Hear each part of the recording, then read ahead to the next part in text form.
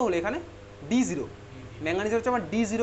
আচ্ছা, কিন্তু KMnO4 এর কালার তো সুন্দর কালার হয়, পার্পেল কালার এক্স্যাক্টলি। তাহলে এইমাত্র খাতায় লিখলাম দেখ D0 হলে আমার ভাই ওরা হয় হচ্ছে কালারলেস, ডিটেনশন হয় না। তাহলে ওখানে আমার কালারটা কোথা থেকে আসছে, KMnO4 এর কালার আমার কোথা থেকে আসছে, বুঝতে পেরেছিস? ইয়ার কোশ্চেন বোঝা গেছে? হ্যাঁ ভাই বুঝে গেছিস। পরের কোশ্চেন একইভাবেই, পরের কোশ্চেন নয়, K2Cr2O7 পটাশিয়াম ডাইক্রোমেট। K2Cr2O7 এর ক্রোমিয়ামের জারণ সংখ্যা বার করতে কত আসছে? K2Cr2O7 এর ক্রোমিয়ামের জারণ সংখ্যা কত আসছে বার কর।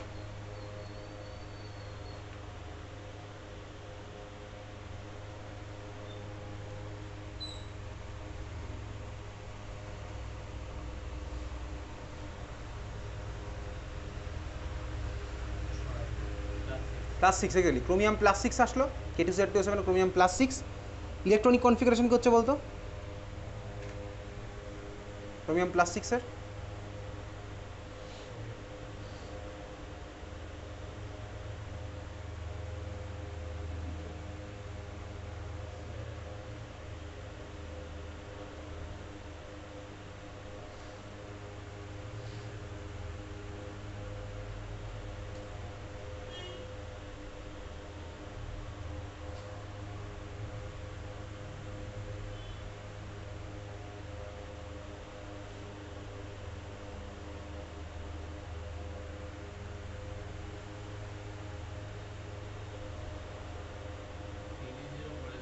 Exactly 4s030। তার মানে এখানেও ক্রোমিয়াম হচ্ছে আমার +6, মানে D0 সিস্টেম।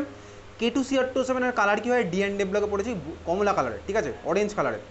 তার মানে এখানেও আমার একই গল্প ভাই, K2Cr2O7 ক্রোমিয়াম 0 হওয়া সত্ত্বেও, মানে D0 হওয়া সত্ত্বেও কেন কালার হয়, ঠিক আছে। তাহলে এটাই আমাদের কালার কেমিস্ট্রির লাস্ট পার্ট, আর কিছুই নেই। দেখ ভালো করে দেখবি এই জিনিসগুলোতে স্পেশালি, এগুলো কিন্তু সব কোঅর্ডিনেশন কম্পাউন্ড। যেমন KMnO4 ম্যাঙ্গানিজের চারিদিকে আমার অক্সাইড লেগে আছে, অক্সাইড হচ্ছে আমার লিগ্যান্ড। এই কোঅর্ডিনেশন কম্পাউন্ডগুলো তো সিলেবাসে নেই। দেখ বেসিক্যালি কী হচ্ছে ভাই, ম্যাঙ্গানিজ হচ্ছে ডি, তাহলে ডি তো ওখানে আমার স্প্লিট হবে, এই যে এরকমই এই যে এই গল্প হবে, ম্যাঙ্গানিজের ডি স্প্লিট হবে যেরকম হচ্ছিল এখানে। দেখ আমার লিগ্যান্ড কী আছে বলতো, অক্সাইড। অক্সাইড হচ্ছে আমার এখানে লিগ্যান্ড। তার মানে ও এর মাথায় আছে -2 চার্জ। O-2 স্ট্রাকচার কীরকম বলতো, O-2 স্ট্রাকচার হচ্ছে বেসিক্যালি এটা। কীভাবে দেখাবো চল। ধর আমার কাছে ছিল হচ্ছে, এদিকে দেখা, ধর আমার কাছে ছিল হচ্ছে H2O, অক্সিজেনের মাথায় লোন পেয়ার আছে দুখানা। ধর অক্সিজেন আমার ভাই এই দুখানা ইলেকট্রনকে নিজের কাছে টেনে নিয়েছে, তাহলে এটা আমার কী হবে বলতো, OH-। ধর আমার এই দিকের দুখানা ইলেকট্রন নিজের কাছে টেনে নিয়েছে, তাহলে আমার হয়ে যাবে হচ্ছে O-2। তার মানে O-2 মানে অক্সিজেনের মাথায় 8খানা ইলেকট্রন আর দুখানা মাইনাস চার্জ, বুঝলি? এই হচ্ছে আমার O-2 স্ট্রাকচার, O-2। এইবারে দেখ O-2তে অক্সিজেনের মাথায় সাফিসিয়েন্ট ইলেকট্রন আছে। কী হবে ভালো করে দেখবি, O-2 এটা হচ্ছে আমার এখানে কি লিগ্যান্ড, আর ম্যাঙ্গানিজ হচ্ছে আমার মেটাল। -2 মানে ইলেকট্রন প্রচুর আছে, ইলেকট্রন আমার এখান থেকে এখানে ট্রান্সফার হয়, কেন ট্রান্সফার হয়? কারণ ট্রান্সফার হলে আমার ডিলোকালাইজ হয়, ডিলোকালাইজ হলে আমার হচ্ছে সিস্টেম আরও স্টেবল হয়, এনার্জি লস হয়। কেন? ক্লাস 11-এ পড়েছিলাম ডিলোকালাইজেশন অফ ইলেকট্রন রেজোনেন্স। তাহলে মানে কী হচ্ছে বলতে, এখানে মাইনাস, তাহলে মানে ইলেকট্রন এখান থেকে এখানে ট্রান্সফার হচ্ছে। তাহলে দেখি ইলেকট্রন যদি আমার এখান থেকে এখানে ট্রান্সফার হয়, তাহলে আমার কী হবে বলতো, ইলেকট্রন ট্রান্সফারের আমার এনার্জি লস হচ্ছে, বুঝতে পারছিস? তাহলে ইলেকট্রন আমার এখানে আসলো, স্বাভাবিকভাবে ইলেকট্রন আমার নিজের ইলেকট্রন, অক্সিজেন তো আমার সেই ধরনের জিনিস। অক্সিজেন মনে আছে, আমি তুই মেকানিজমে প্রচুর মেকানিজমে দেখেছি, অক্সিজেন আমার কী করে, ইলেকট্রন দেয় তারপর আবার টেনে নেয় না, ইলেকট্রন দেয় আবার টেনে নেয়। তার মানে এখানে একই গল্প, অক্সিজেনের ইলেকট্রন এখানে সবসময় বসে থাকবে না, এবার যখন ফিরে যাবে, তাহলে এই ফিরে যাওয়ার সময় আমার কী হবে, এনার্জি ছেড়ে দিয়ে ফিরে যাবে। তাহলে সেই সময় আমার এখান থেকে কী হবে বলতো, বেসিক্যালি এনার্জি রিলিজ হয়।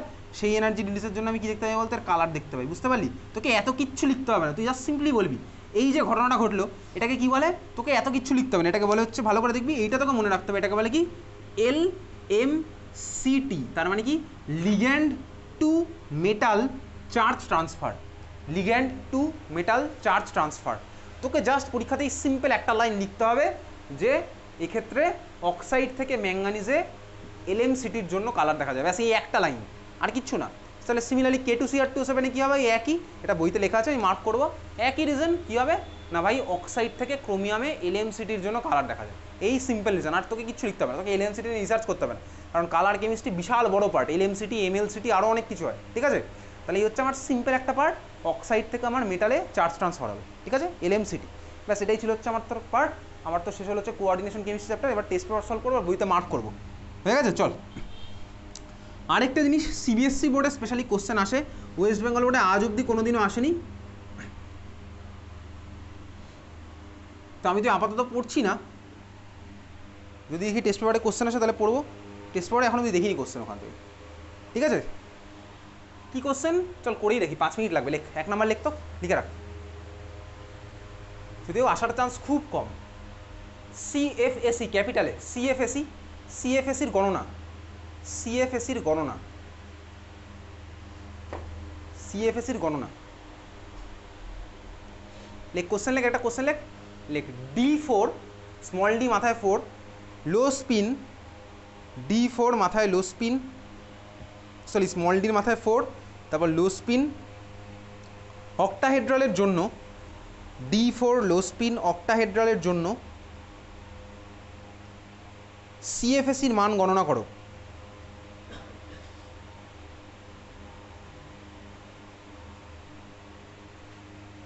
আচ্ছা লোটাকে হাই করে দে, ওটা হাই স্পিন করে দে, D4 হাই স্পিন অক্টাহেড্রালের জন্য সিএফএসির মান গণনা করো। হয়েছে? অক্টাহেড্রাল যদি এই কোশ্চেন এখন অব্দি আসেনি, দেখ একটু পাতা উল্টে চলে দেখ, যেখানে সিএফটি করেছিলাম অক্টাহেড্রাল সেখানে ডায়াগ্রাম আঁকা আছে বড় করে, আছে না? যে ক্লাসে করেছিলাম সিএফটি ফর অক্টাহেড্রাল, একটা সুন্দর ডায়াগ্রাম আছে, ডায়াগ্রামের মধ্যে দেখ এই জিনিসটা আছে, নিচে 3 উপরে 2 অক্টাহেড্রাল আছে না? দেখ এই অক্টাহেড্রালের মধ্যে আরও জিনিস দেখতে পাবি, কী দেখতে পাবি ভাই, এই মাঝখান দিয়ে একটা দাগ চলে গেছে, দাগটার নাম ছিল হচ্ছে বেরি সেন্টার, এটা ছিল বেরি সেন্টার।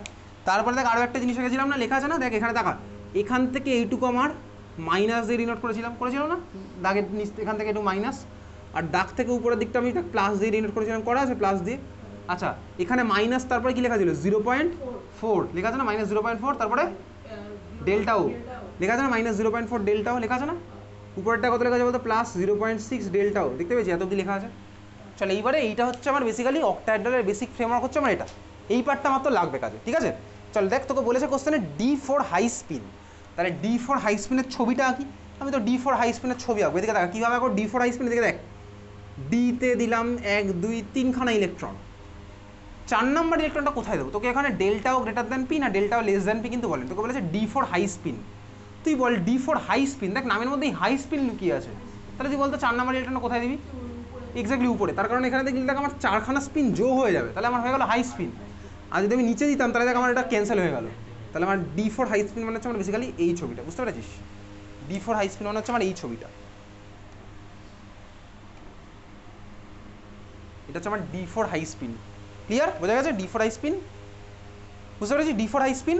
আচ্ছা এবার আমি এটা সিএফএসি ক্যালকুলেট করছি, সিএফএসির ক্যালকুলেশন কীভাবে হবে শুরু করা যাক, সিম্পল একদম, চাপের কিচ্ছু নেই।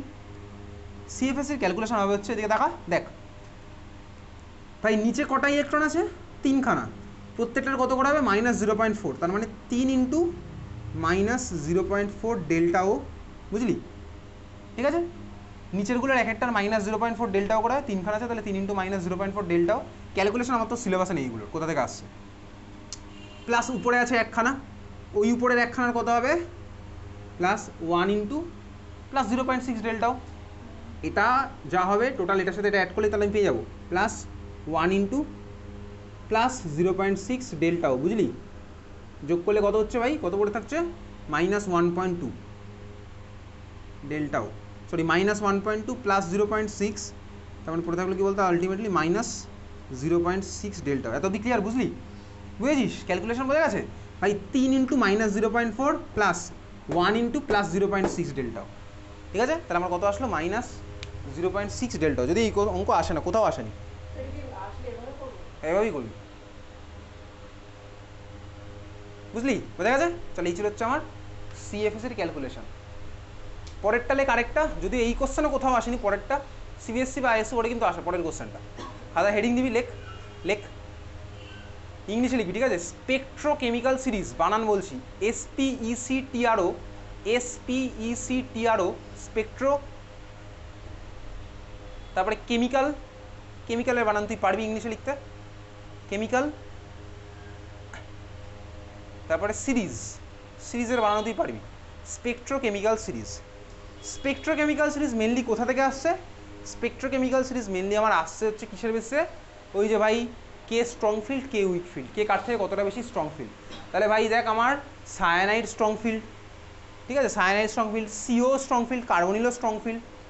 তাহলে ভাই এই যে কে কতটা স্ট্রং ফিল্ড, কে কতটা উইক ফিল্ড, একটা সিম্পল একটা সিরিজ করা আছে, এ গ্রেটার দেন ওটা, ওটা গ্রেটার দেন সেটা, ওইটা গ্রেটার দেন ওইটা, ওরকম একটা সিরিজ করা আছে। এটাই হচ্ছে আমার স্পেকট্রোকেমিক্যাল সিরিজ। স্পেকট্রোকেমিক্যাল সিরিজ আমি বই থেকে মার্ক করবো, ঠিক আছে, যেহেতু আমাদের আসে না ওই জন্য আলাদা করে করছি না, স্পেকট্রোকেমিক্যাল সিরিজ মার্ক করবো বই থেকে। তাহলে চলে এবার বই বার কর, বইয়ের মধ্যে চলে যাই, আগে স্পেকট্রোকেমিক্যাল সিরিজের পেজটা বলছি, তারপরে বাকি কোশ্চেনগুলো মার্ক হবে।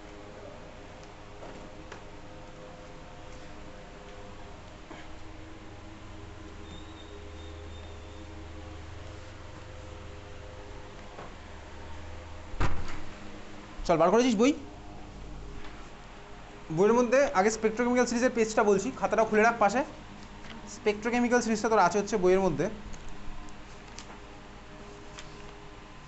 পেজ নাম্বার চলে যা, পেজ নাম্বার তো মিলবে না, 9.10.5, 9.10.5, 9.10.5 বুঝিস, 9.10.5, 9.10.5 বুঝিস, 9.10.5 নেই, 9.11.5 বার কর, 9.11.5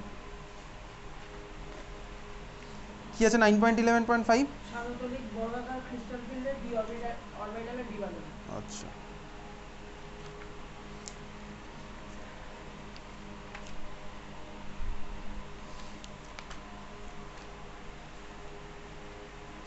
নাইন পয়েন্ট 11.6 কি আছে?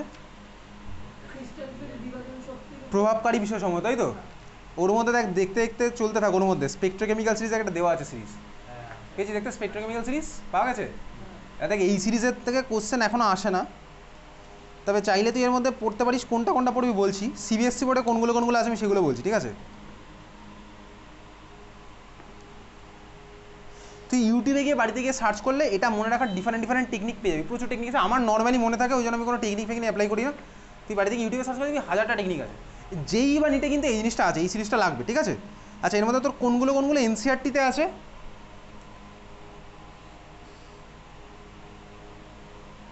যেগুলো নেই সেগুলো বলছি, তুই চাইলে ওগুলো হালকা করে কেটে দিতে পারিস। দেখ সেকেন্ড লাইনের শুরুতে কি আছে, NO2 মাইনাস, তো ওটা NO2 মাইনাস সেকেন্ড লাইনের শুরুতে, ওটা চাইলে হালকা করে কেটে দে, ওটা এনসিআরটিতে নেই ওই জন্য থাকে না, দেয়নি কোনো দিন।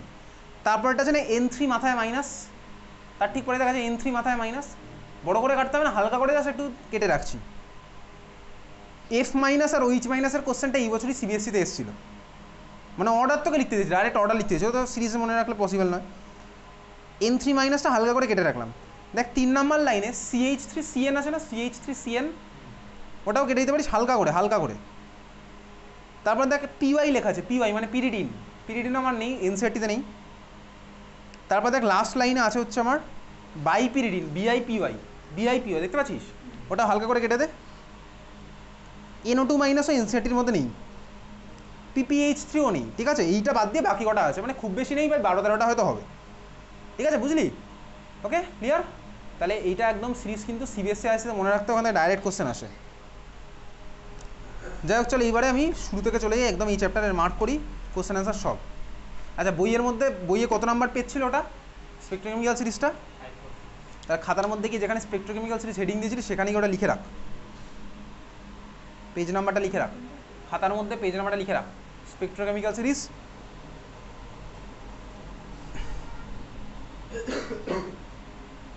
যে যত বেশি গ্রেটার দেন সে হচ্ছে তত স্ট্রং ফিল্ড, এটা তো বোঝাই যাচ্ছে ভাই সিরিজ থেকে, যে যত বেশি গ্রেটার দেন সে হচ্ছে আমার তত ভালো স্ট্রং ফিল্ড। চলো এবার একদম চ্যাপ্টারের শুরুতে চলে যা। চ্যাপ্টারের প্রথমে সরল যৌগ, একদম ফার্স্ট পেজ, সরল যৌগ একদম শুরুতে, সরল যৌগ আছে, সরল যৌগ সংজ্ঞা আর একটা উদাহরণ, সরল যৌগ সংজ্ঞা আর একটা উদাহরণ, মার্ক করেছিস? হয়ে গেছে মার্ক করা? চ্যাপ্টারের একদম ফার্স্ট পেজ 9.1 রাসায়নিক যৌগ সমূহের শ্রেণীবিভাগ, তার মধ্যে একদম ফার্স্ট লেখা আছে সরল যৌগ সংজ্ঞা আর উদাহরণ, ঠিক আছে? যদি আচ্ছা, তারপরে দেখ ডাবল সল্ট, তার ঠিক পরেই ডাবল সল্ট, ইংলিশটা বললাম ডাবল সল্ট, বাংলা হচ্ছে দ্বৈত বা যুগ্ম লবণ বা দ্বিলবণ। এটার উদাহরণের মধ্যে কী কী পড়বি দেখ, উদাহরণের মধ্যে মোর সল্ট দেখা যাচ্ছে, মোর লবণ, মোর লবণ তো তোর ভাই প্র্যাকটিক্যালেও আছে, আছে না মোর লবণ? প্র্যাকটিক্যালে নাম আছে, দেখি শুনেছিস? মোর লবণ ফর্মুলা পড়বি এখান থেকে, ফর্মুলা আছে না, FeSO4 NH4 2SO4.6H2, পাওয়া গেছে খুঁজে? আচ্ছা,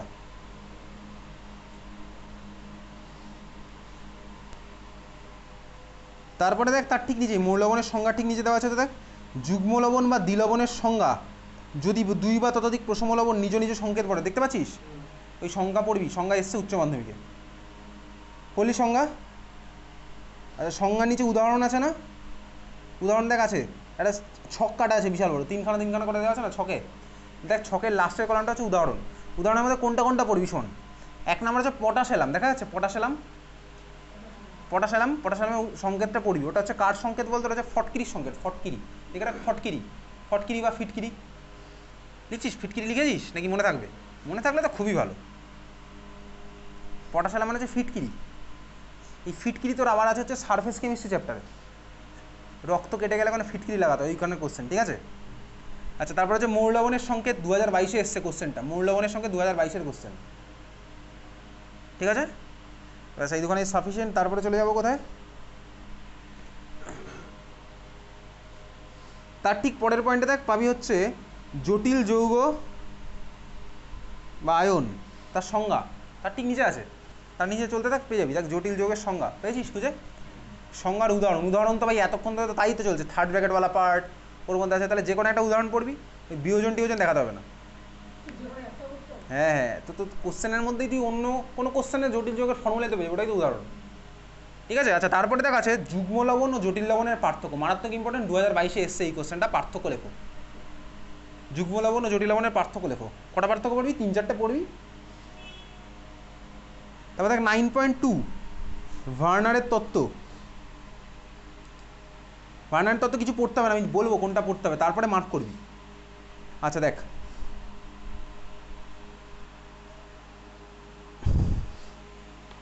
ভার্নারের তত্ত্বতে দেখ রোমান লেটার 2, তার মধ্যে দেখ একটা লাইন আছে, সেকেন্ড লাইনটা, জলীয় দ্রবণে মুখ্য যোজ্যতা পরিপৃক্তকারী অ্যানায়নগুলি ধাতব আয়ন থেকে বিচ্ছিন্ন হয়ে যায়। তারপরের লাইনটা দেখ, তাই মুখ্য যোজ্যতাকে আয়নীয় যোজ্যতা বলে, মুখ্য যোজ্যতাকে আয়নীয় যোজ্যতা বলে কেন?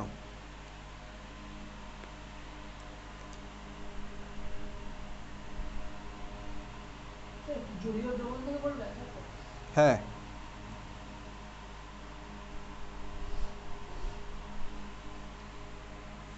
আচ্ছা তার ঠিক পরে দেখ 2 নম্বর পয়েন্টটা যেটা আছে তার মধ্যে আছে হচ্ছে লাস্ট লাইনটা, গৌণ যোজ্যতাকে অনায়নীয় যোজ্যতা বলে, তার কারণ আগের লাইনটায় লেখা আছে জলীয় দ্রবণের লিগ্যান্ডগুলি কেন্দ্রীয় ধাতব পরমাণু থেকে বা আয়ন থেকে বিচ্ছিন্ন হয় না, তাই গৌণ যোজ্যতাকে অনায়নীয় যোজ্যতা বলে। যদি এটা টেস্ট পেপারে দেখেছি, উচ্চ মাধ্যমিক এখনো আসেনি, পাওয়া গেছে খুঁজে, পেয়েছিস খুঁজে? হ্যাঁ ভাই পেয়ে গেছিস।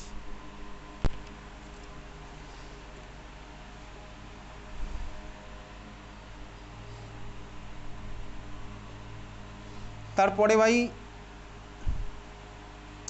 9.3 কী আছে, কোঅর্ডিনেশন যৌগ সংক্রান্ত গুরুত্বপূর্ণ পদসমূহ, 9.3 আছে, গুরুত্বপূর্ণ পদসমূহ আছে। তার মধ্যে দেখ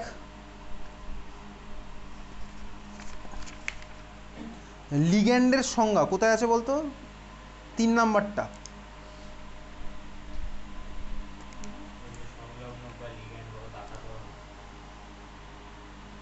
পেয়েছিস খুঁজে? লিগ্যান্ডের সংজ্ঞা মার্ক করলি, আর কিছু করতে হবে না এখান থেকে।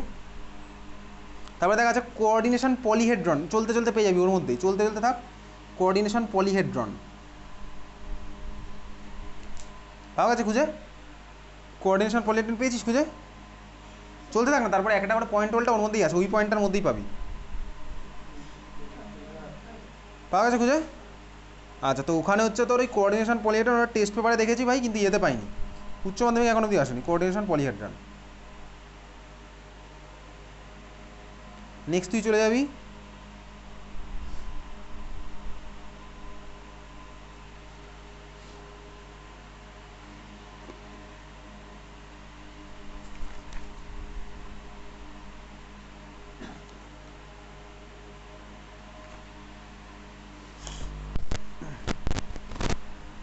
তার ঠিক পরে দেখ ওই সব বিশাল ছকটক আছে 9.4-এর মধ্যে, একটা বিশাল বড় ছক আছে না, ছকের পরে দেখ অ্যাম্বিডেন্টেড লিগ্যান্ড লেখা আছে, ছকের ঠিক পরেই ছক আছে ভাই, লিগ্যান্ডের নাম ধাম লেখা আছে না সব, বিশাল ছক, তার ঠিক নিচে আছে অ্যাম্বিডেন্টেড লিগ্যান্ড, পাওয়া গেছে খুঁজে? পেজ নাম্বারটা বলে দে কত আছে। অ্যাম্বিডেন্টেড লিগ্যান্ডের সংজ্ঞা, সংজ্ঞার উদাহরণ তো ভাই জানিস, CN- NC- ওই জিনিসটা, তাহলে সংজ্ঞা এখান থেকে ফার্স্ট প্যারাটাই হচ্ছে সংজ্ঞা, দেখা যাচ্ছে সংজ্ঞা। আচ্ছা তারপরে দেখ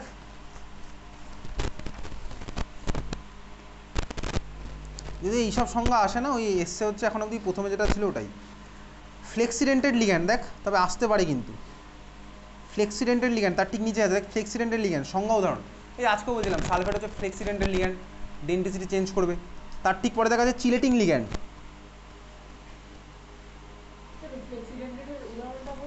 একটা উদাহরণ চিলেটিং লিগ্যান্ড। চিলেটিং লিগ্যান্ড আমি তো এই লাস্ট দিন পড়েছিলাম না, চিলেট যৌগ এই পড়েছিলাম, চিলেট রিং যত বেশি ফর্ম হবে তত স্টেবল আমার হবে। আগের দিন করেছিলাম যত বেশি চিলেট রিং ফর্ম হবে তত বেশি স্টেবল হবে, পড়েছিলাম আগের দিন।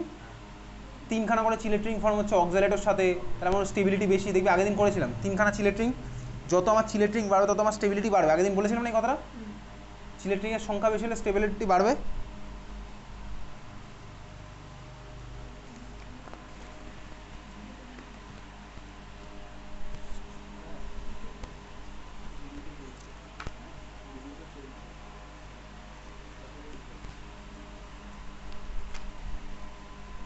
তারপরে নাম টাম তো আমি যদি করেছি, এখানে আর কিছু আসছে না। তারপরে চলে যাওয়া হচ্ছে 9.8, কী আছে দেখতো, কোঅর্ডিনেশন যৌগের সমবায়তা 9.8, 9.9.1 তাই তো, কোঅর্ডিনেশন যৌগের সমবায়তা আছে। কী সমবায়তা আছে, গঠনগত সমবায়তা কোথায় আছে 9.8-এ? কী আছে ওখানে, গঠনগত সমবায়তা তাই তো। আজকে ক্লাসে এটাই পড়লাম। আচ্ছা কি কি পড়েছি, বন্ধন সমবায়তা সংজ্ঞা মার্ক করতে পারিস। আচ্ছা 2019-এর কোশ্চেনটা একটু দাঁড়া দেখি কী এসেছিল।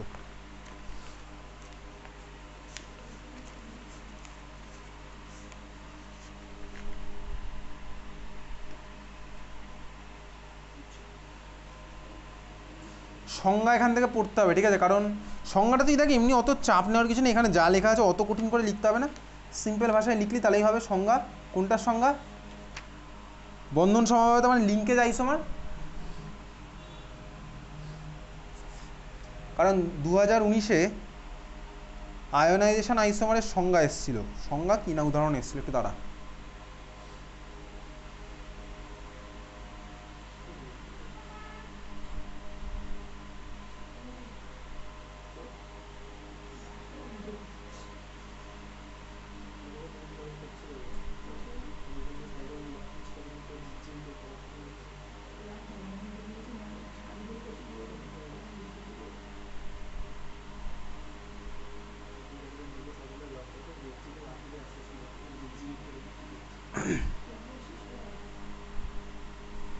দু 2019-এর কোশ্চেন একদম বইয়ের লাস্টে দেখ তো, 2019-এর কোশ্চেন দেওয়া আছে না বইয়ের একদম লাস্টে, 2019-এর কোশ্চেনটা আছে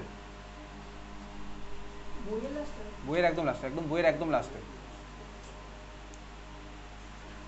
আছে 2019-এর কোশ্চেনটা আছে, 2019 আছে না, ওর মধ্যে দেখ তো কোথাও ওই আইসোমেরিজমের কোশ্চেন টোশ্চেনের মধ্যে একটু দেখ দেখি কোথাও আয়োনাইজেশন আইসোমারের সংজ্ঞা দেওয়া আছে কিনা। আইসোমেরিজমের কোশ্চেন দেখলেই বুঝে যাবে ওই ধরনের থার্ড ব্র্যাকেটওয়ালা জিনিসপত্র থাকবে।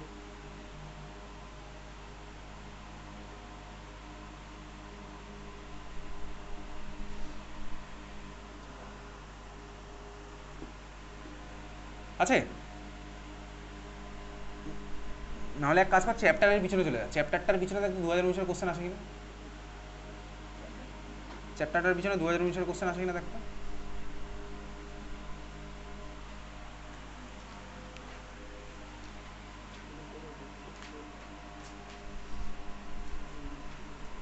ওই যে 2019-এর কোশ্চেন মানে এখান থেকে দেওয়া আছে দেখ, আছে ওর মধ্যে কোন কোন সালের কোশ্চেন আছে।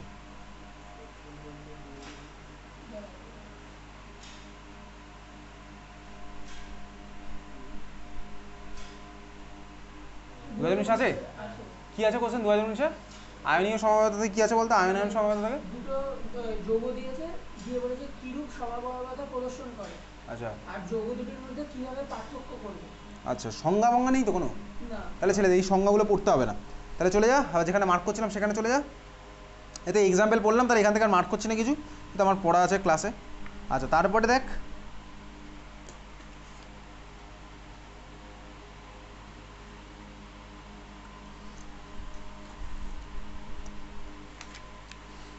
বইয়ের মধ্যে চলে যাবার, বইয়ের মধ্যে চলে গিয়ে দেখ পাতা ভরিয়ে ভরিয়ে প্রচুর ছবি টবি আঁকা আছে। আগের দিনের ক্লাসে এই ছবি এঁকেছিলাম, মনে আছে? আগের দিনের ক্লাসে কিন্তু এই ছবি এঁকেছিলাম। আচ্ছা, তারপরে চলে যাবি 9 পয়েন্ট, তার ঠিক পরের পয়েন্টটা, কত নম্বর পয়েন্ট আমি বুঝতে পারছি না তোর বইয়ে। এগুলো সবই করা, তারপর সবই করা, এখান থেকে আলাদা করে কিছু মার্ক করবো না, নতুন কিছু দেখলে বলছি। সবই করা আছে এখানে।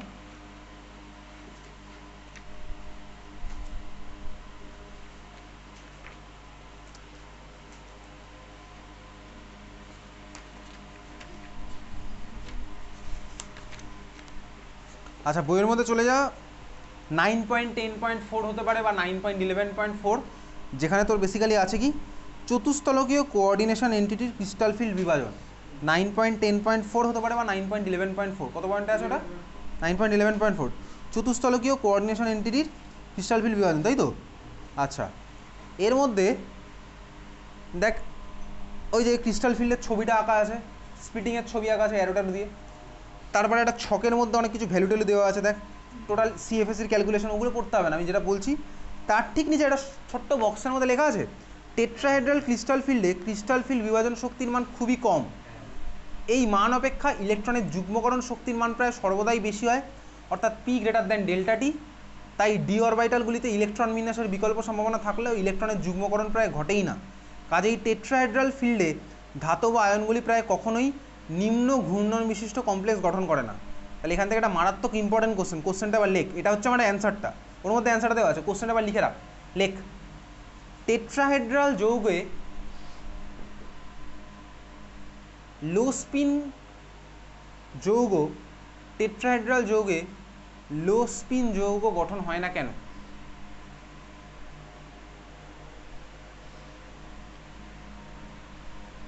টেট্রাহেড্রাল যৌগে লো স্পিন যৌগ গঠন হয় না কেন?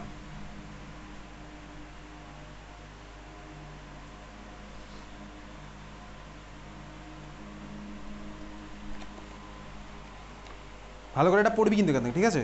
চল তারপরে চলে যাবো কোথায়? তারপরে চলে যাবো, বল।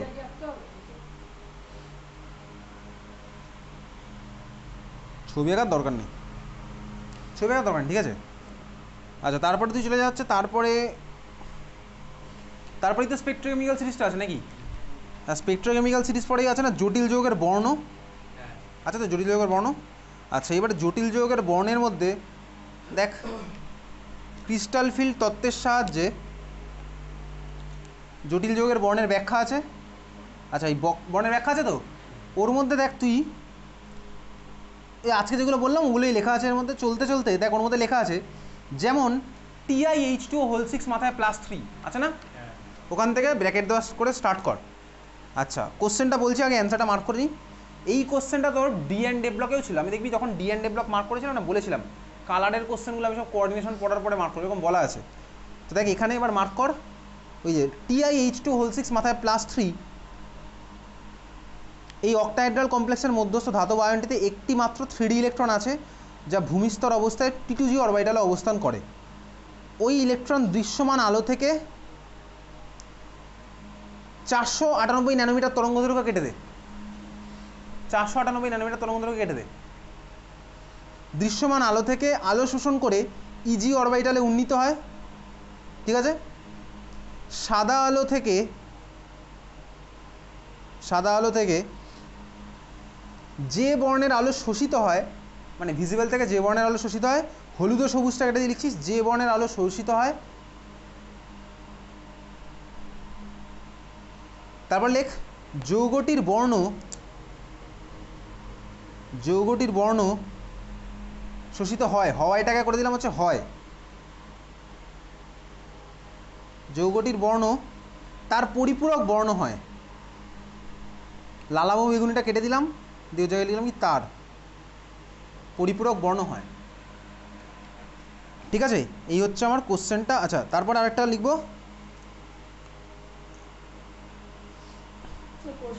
কোশ্চেনটা বলছি ভাই দাঁড়া। তারপর দেখ, তারপরে ঠিক ওই ছবির পরে দেওয়া আছে কাজেইটা কেটে দে, কাজেই কেটে দিয়ে লিখছি ক্রিস্টাল ফিল্ড তত্ত্ব অনুযায়ী জটিল যৌগগুলির অন্তর্গত ধাতব আয়নের মধ্যে ইলেকট্রনের ডিডি স্থানান্তরণের ফলে যৌগগুলিতে বর্ণের উদ্ভব হয়। এবার কোশ্চেনটা বলছি, কোশ্চেনটা উপরে লেখ, কোশ্চেন লেখ। থার্ড ব্র্যাকেটের মধ্যে TiH2 মাথায় +3, TiH2 মাথায় +3,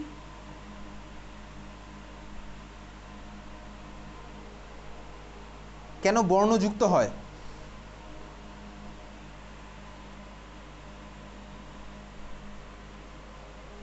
TiH2 মাথায় +3 কেন বর্ণযুক্ত হয়?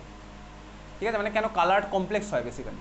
মনে রাখবি ভাই, এই চ্যাপ্টারে কালার মানেই K2Cr2O7 বা KMnO4 দিলে হবে হচ্ছে LMCT, আর বাকি যেগুলোতে তোকে এবার একটা মলিকিউল দিয়ে জিজ্ঞেস করতে পারে জানিস তো এটা কালার হবে না হবে না, কীভাবে বলবো বলতো? আমি দেখবো ডিতে কতগুলো ইলেকট্রন আছে, যদি ওর ডিতে 0 বা ডিতে 10 থাকে, K2Cr2O7 আর KMnO4 ছাড়া, তাহলে ওরা কালারলেস হবে, বুঝতেই পারছি। আর যদি ডিতে ইলেকট্রন থাকে তাহলে হচ্ছে কালার। যেমন ধর এই TiH2 মাথায় +3, এখানে টাইটেনিয়ামের জারণ সংখ্যা কত বলতো? আমি দেখি ভাই ডিতে কটা ইলেকট্রন আছে বার করছি। TiH2 মাথায় +3, টাইটেনিয়ামের জারণ সংখ্যা কত? +3, এক্স্যাক্টলি +3। তাহলে টাইটেনিয়াম +3 হলে ইলেকট্রনিক কনফিগারেশন কি হচ্ছে বলতো? টাইটেনিয়ামের অ্যাটমিক নম্বর কত? টাইটেনিয়ামের পরমাণু ক্রমাঙ্ক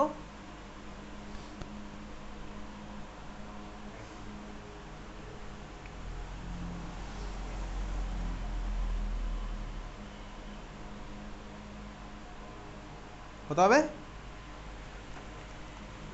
টাইটেনিয়ামের পরমাণু ক্রমাঙ্ক বলেছি তো, বানাতে পারবি না, যা অ্যান্সার তাই তো তোকে বলতে হবে। কত হবে টাইটেনিয়ামের পরমাণু ক্রমাঙ্ক? যাক তুই ভাবতে থাক, আমি তোকে ডাইরেক্ট বলেছি টাইটেনিয়াম +3, ইলেকট্রনিক কনফিগারেশন হবে হচ্ছে 3D1, D1 মানে হচ্ছে 22, D1 মানে আমার কী হবে ভাই? ডিস্টানশন হবে, তাহলে কালার। তাহলে এই ওই কথাটাই আমার এখানে ঘুরিয়ে ফিরিয়ে লেখা আছে। যাই হোক, চলে যাচ্ছে পরেরটা। তারপরে দেখ উদাহরণ 1, 2 ওগুলো পড়তে হচ্ছে না, তুই বাড়িতে রিডিং দিতে পারিস চাইলে। তারপরে দেখ আবার আছে সাধারণ আয়নীয় যৌগগুলি বেশিরভাগ ক্ষেত্রেই বর্ণহীন হয়, দেখতে পাচ্ছিস তার ঠিক পরে এই টেস্ট টিউবের ছবিটা দেওয়া আছে, তারপরে আছে না? আচ্ছা, যেখানে বলবো সেখানে মার্ক করবি, এখন মার্ক করার মতন বলিনি। তারপরে দেখ উদাহরণ নাম্বার 1, লালাভ বেগুনি বর্ণবিশিষ্ট আছে, ওটা পুরোটা মার্ক কর, তুই বাড়ি গিয়ে পড়বি, ওই একই গল্প।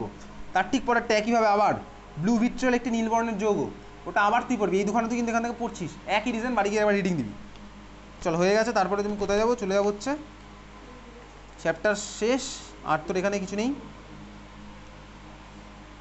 দেখ 9.11.3, তোর ভিতরে তো 9.12.3 হবে। দেখ চিলেট যৌগ 9.12.3 কত আছে? 9.12.3 আছে তো। চিলেট যৌগের সংজ্ঞা পড়, ওই তো চিলেট কম্পাউন্ড, চিলেট কম্পাউন্ড যেটা বলছিলাম, চিলেট কমপ্লেক্স, ওটাই ভাই।